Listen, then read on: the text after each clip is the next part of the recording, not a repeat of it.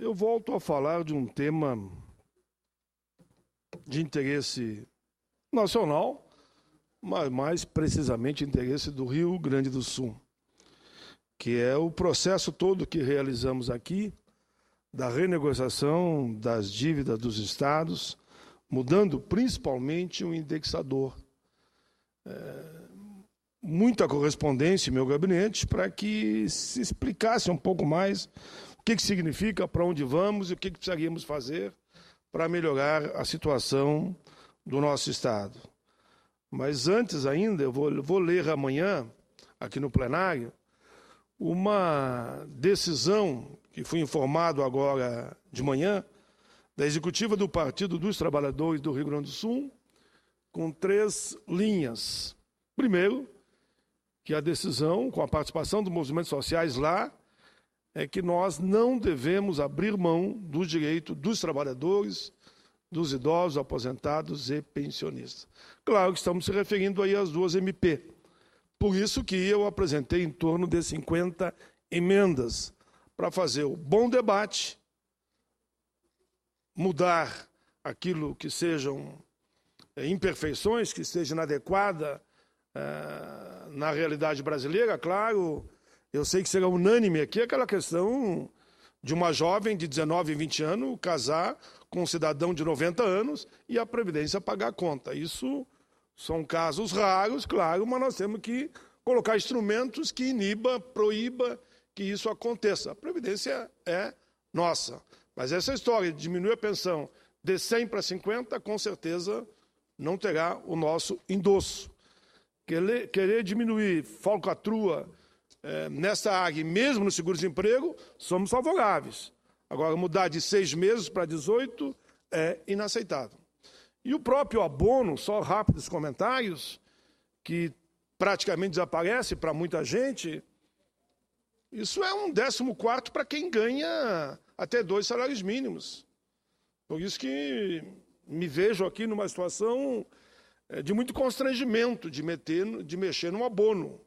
Abono esse que já está aí há mais de 3 décadas.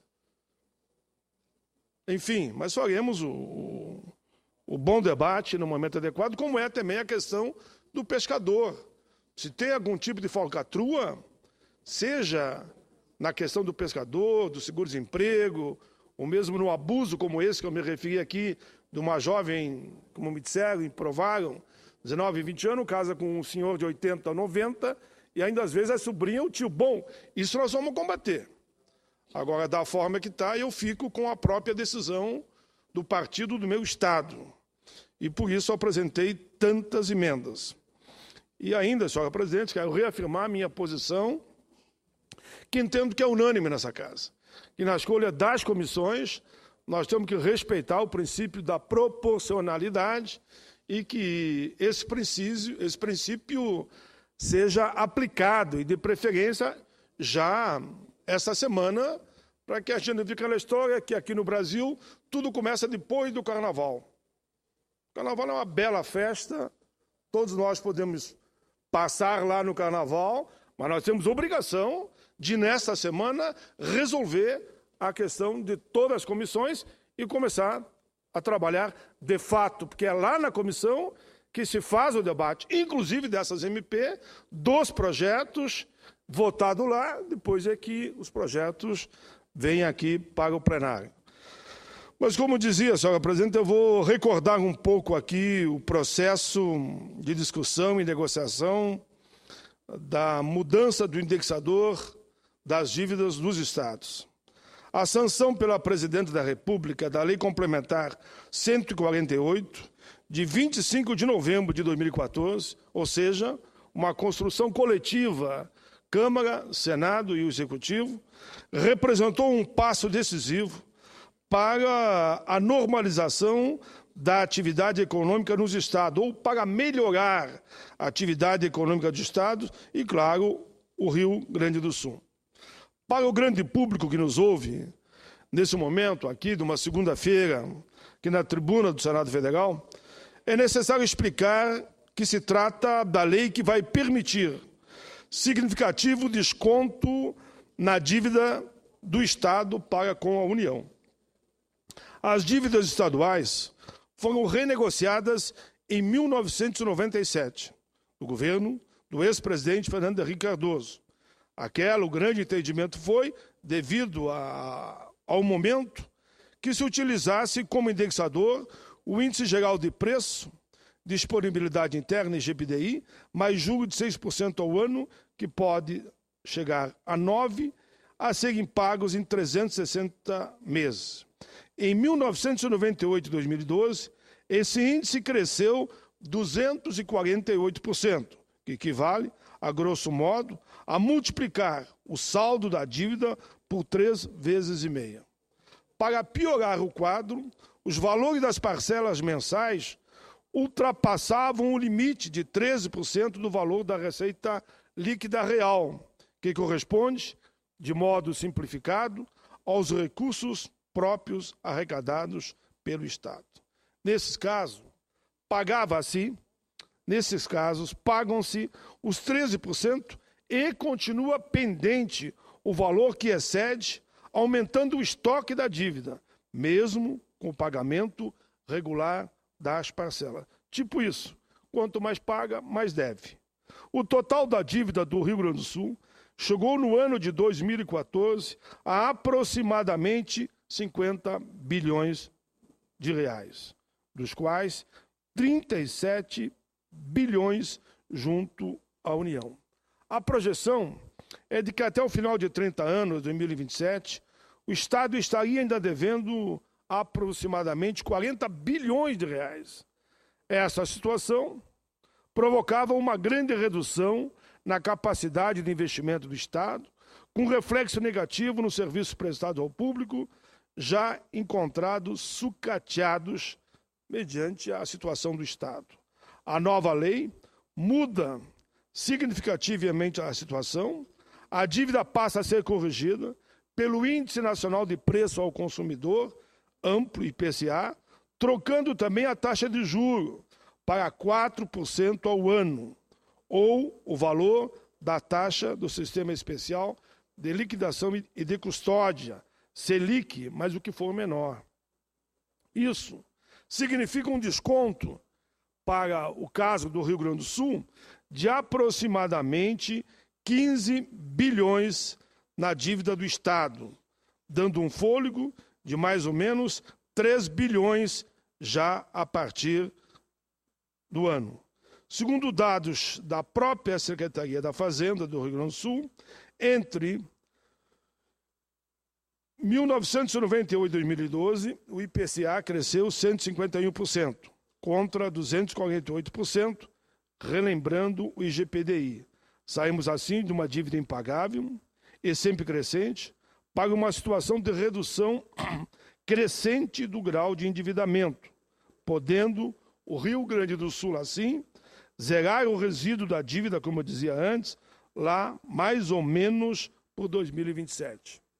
Além disso, a regularização da gestão da dívida vai permitir a retomada de operação de crédito paralisadas entre 2002 e 2010, mas que são essenciais para a ampliação de investimentos em infraestrutura.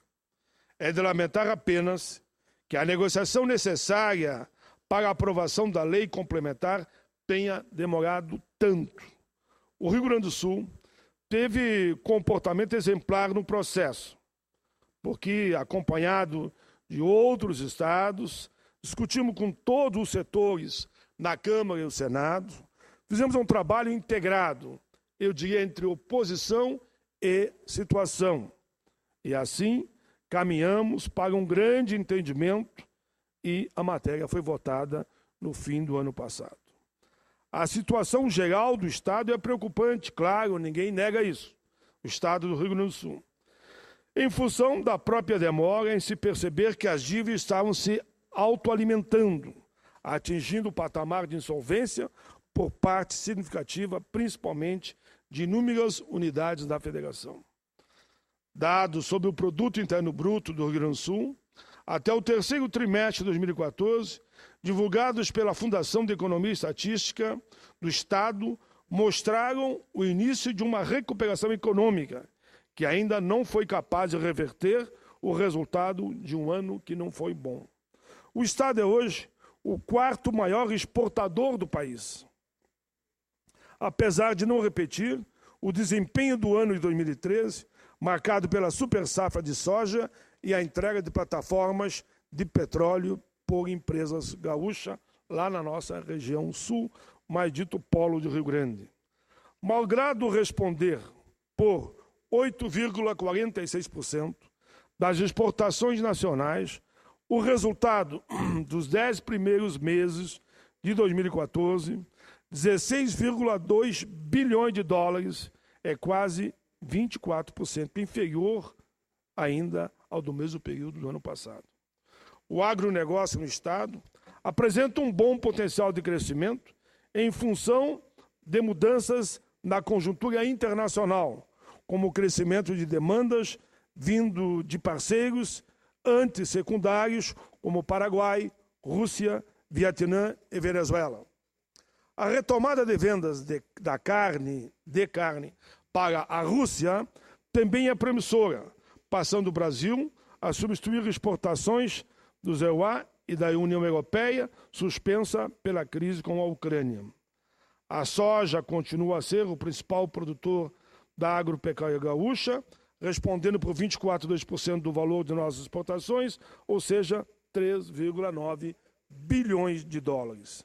A indústria de transformação recuou, 27,7% em valor, uma queda de 4,5 bilhões de dólares no acumulado do ano. O Produto Interno Bruto Gaúcho, no terceiro trimestre, apresentou uma queda de 0,3%, comparado ao mesmo trimestre, como dizia antes, do ano anterior, provocando também uma queda de impostos na ordem de 1,3%. Apesar disso, senadora Ana Amélia, Vossa Excelência, que seguido fala desses temas, o acumulado do ano conta igual período de 2013, cresceu 0,1%, chegando a 1,1% de crescimento nos últimos 4 trimestres. Mas, infelizmente, a dependência das finanças do Estado em relação ao agronegócio pode levar a problema na área social e ambiental, na medida em que existe uma necessidade de uma maior incorporação de participação ativamente do uso da terra. Isso potencializa conflitos fundiários, além de alguns efeitos perversos em relação à diminuição da biodiversidade e da cobertura vegetal e ao aumento do uso de defensivos agrícolas. A soja acaba competindo também com outras monoculturas gaúchas, pressionando as terras ocupadas por agricultores familiares, povos indígenas e outros grupos tradicionais. O número de conflitos no campo, no Rio Grande do Sul, por exemplo, teve um crescimento médio anual de 7,64% entre os anos de 90 e 2013, segundo pesquisa conduzida por economistas da FEI. Por outro lado, devolver ao governo um mínimo de capacidade de condução de sua economia será bastante benéfico. Falamos aqui, governo do Rio Grande do Sul. Sabemos, por exemplo, o benefício que as obras do programa de aceleração do crescimento trouxeram para o Rio Grande do Sul, resultante de uma parceria entre o Estado e o governo federal. O professor de Economia da Universidade Federal do Rio Grande do Sul, Henrique Marrone, divulgou análise em que mostra que os contratos da administração pública feitos no âmbito do programa, por exemplo, geraram 11 mil empregos nos canteiros de obras e outros 99 mil vinculados indiretamente a elas. No âmbito da iniciativa privada, por sua vez, o PAC estimulou a criação de 121 mil novos postos de trabalho diretos e 178 mil indiretos. O próprio resultado fiscal foi impactado favoravelmente. Foram recolhidos 861 milhões em impostos diretos e mais 3,8 bilhões indiretamente, considerando apenas os recursos da administração pública. No caso dos investimentos privados vinculados ao programa, foram gerados 7 bilhões em impostos de forma direta e outros 20 bilhões indiretamente. Recobrar a capacidade de investimento do governo gaúcho pela via da diminuição dos recursos destinados ao pagamento da dívida para com a União permitirá igual efeito multiplicador conduzido localmente e será muito favorável ao governo do governador Ivo Sartori, recentemente eleito lá no meu Rio Grande. Uma importante publicação lançada há pouco tempo pela FEE, aliás, nos dá as pistas principais para a expectativa do desenvolvimento gaúcho. Trata-se da matriz Insumo Produto do Rio Grande do Sul, divulgada no segundo semestre do ano passado. Por meio dela, descobrimos que o aumento na demanda de R$ 1 milhão por produtos nos setores da indústria de transformação, cujos insumos vêm da agropecuária gaúcha, em especial o fumo, alimentos e bebidas, resultado, por exemplo, de uma redução de imposto sobre o seu consumo, aumenta a produção total do Estado em aproximadamente R$ 2 milhões. Igual efeito se observa outro exemplo na atividade de alojamento e alimentação, cujo aumento de demanda de 1 milhão gera 1,8 milhão de reais de resultado para a economia do Estado. Na situação anterior, propostas de desoneração como essas que citei chegavam a ser ofensivas para o Rio Grande, pronunciando apertos ainda maiores e degradação do quadro fiscal do Estado. Mas, senhora presidenta, senadora Ana Amélia, eu quero salientar ainda nessa fala, que falo sobre números do Rio Grande, de que hoje não pretendemos esgotar o balanço econômico do Estado, até porque alguns dos dados do balanço global da economia gaúcha só devem estar totalmente disponíveis no primeiro trimestre desse ano. Nesse momento, considero importante recordar essa valorosa conquista de que foi a renegociação dos indexadores da dívida dos estados e municípios, no qual a bancada gaúcha trabalhou unida, todos os deputados federais e todos os senadores. Isso vai permitir aos entes federados, senador Capiberibe, recobrar sua capacidade de conduzir suas economias com menor dependência da União. Infelizmente, um dos principais articuladores dessa mudança, o governador Tarso Genro, naturalmente, na minha visão, não estará mais frente ao Estado do Rio Grande do Sul. Mas eu, como democrata que sou, e Vossa Excelência participou ativamente da campanha, o governador eleito se chama Ivo Sartori, e vamos torcer para que ele conduza o Estado sempre nessa linha da construção do bem comum, como foi toda a campanha eleitoral, ambos os candidatos apontavam nesse sentido. A reforma tributária, senhora presidente, deve ser discutida e encaminhada o mais brevemente possível, como forma de eliminar os efeitos deletérios da guerra fiscal, que tanto prejudica a federação e também a guerra fiscal prejudica os estados. É necessário enfrentarmos a questão do imposto sobre circulação de mercadoria e serviço, ICMS, fonte de renda fundamental para os estados. Temos de definir se estamos ou não a favor da anistia para os benefícios concedidos à revelia do Conselho Nacional da Política Facendária CONFAS e outras questões fundamentais, como a proposta de reduzir as alíquotas do ICMS para operações interestaduais e de criação dos fundos de desenvolvimento e de compensação, que podem anular eventuais perdas com a diminuição da arrecadação desse imposto, fazendo cessar a competição entre os estados.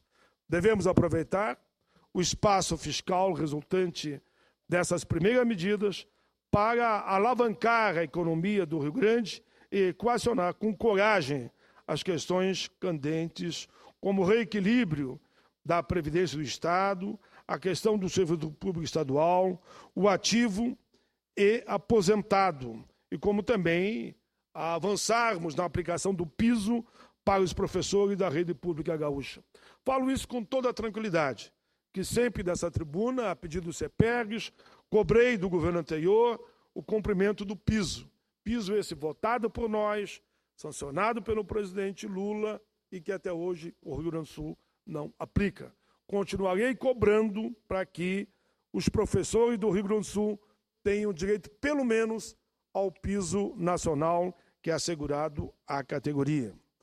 Mas quero também lembrar, senhora presidenta, em novembro de 2014, aprovamos no Senado Federal o projeto de lei, como eu dizia desde o início, que mudou o indexador da dívida do Estado com essa retroatividade da dívida acumulada e dos juros pagos de 97.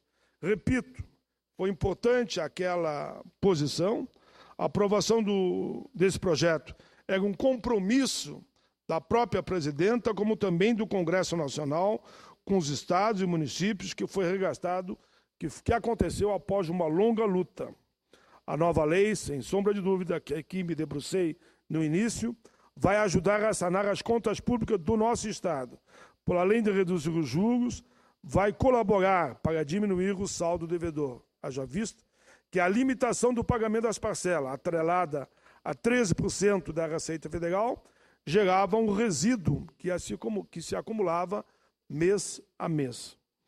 Com a aplicação do novo índice, deixamos de acumular esse resíduo. Mas por que eu volto aqui no final, senhora presidenta, Antônio, finalmente? Porque eu quero mostrar agora o próximo passo. Tanto o governador Sartori, hoje governador, como o ex-governador Tarso Genro, sempre falavam, enfim, que a economia seria de 15 a 16 bilhões, mas que a luta não estava afindada. E eu concordo com ambos. Continuaremos a defender a redução de 13% para 11% da receita, de forma que possamos diminuir, isto sim, a parcela da dívida a ser pago. Essa é uma reivindicação da bancada gaúcha, e acredito também de outros estados, tanto do governo Tarso como do governo Sartori.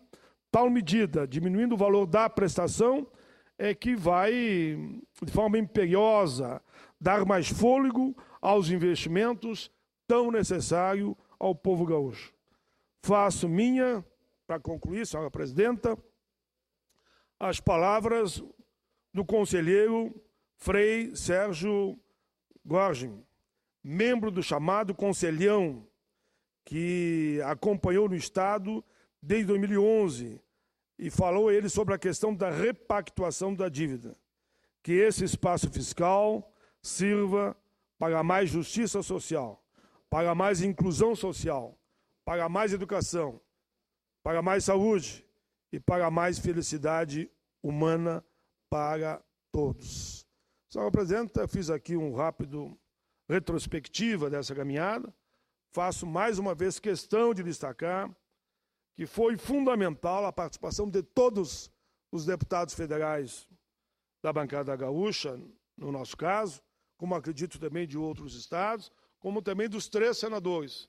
O senador Simon, que não se encontra mais aqui no Senado, mas continua ativamente lá fora, senadora Ana Amélia e este senador. Enfim, fiquei, acho que, no tempo recomendável, pelo menos, e concluí o meu pronunciamento. E, mais uma vez, quero dizer, as duas MP, senador Capiberibe, da forma que estão, nesse plenário, não passarão.